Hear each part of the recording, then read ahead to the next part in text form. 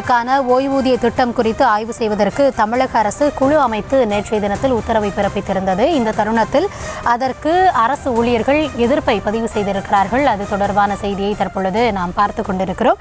இது குறித்த கூடுதல் விவரங்களுக்காக இணைகிறார் எம்முடைய செய்தியாளர் ராஜேஷ். வணக்கம். இந்த பழைய ஓய்வூதிய திட்டத்தை அமல்படுத்தணும் அப்படின்னு அரசு ஊழியர்கள் தரப்புல பல ஆண்டுகளாக கோரிக்கை முன்வைக்கப்பட்டு பல கட்டங்களாக போராட்டங்களும் நடைபெற்றுட்டு வருது. இந்த நிலையில நேற்று அரசு இதை ஆய்வு செய்வதற்காக குழு அமைத்து உத்தரவு பிறப்பித்திருந்தது. இதற்கான எதிர்த்தாக்கம் என்ன களத்துல இருக்கிறது? இது குறித்த விரிவான விவரங்களை வழங்கலாம்.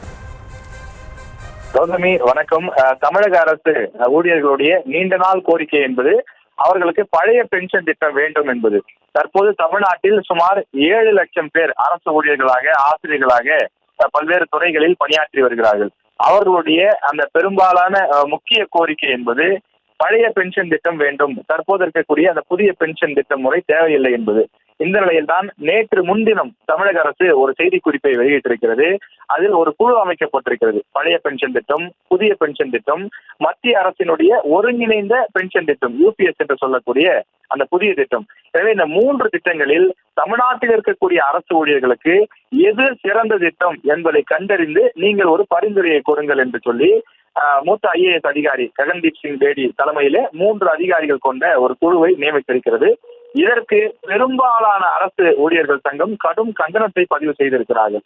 இப்படி நீங்கள் ஒரு குழு அமைத்திருப்பது, அதுவும் அந்த குழுவுக்கு அவகாசம் 9 மாத காலங்கள் கொடுக்கப்பட்டிருக்கிறது.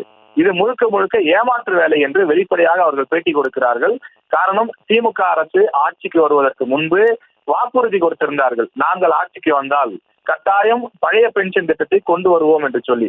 இப்படி 4 ஆண்டு காலம் காலத்தை இழுத்தடித்து விட்டு இப்போது ஒரு குழுவை போட்டு அந்த குழுவுக்கும் 9 மாத காலம் கொடுப்பது என்பது இது முழுக்க முழுக்க நாடகம், இது ஏற்றுக்கொள்ள முடியாத ஒன்று, இது போன்ற வார்த்தைகளை எல்லாம் பயன்படுத்தி அவர்கள் வெளிப்படையாக கடும் கண்டனத்தை பதிவு செய்திருக்கிறார்கள்.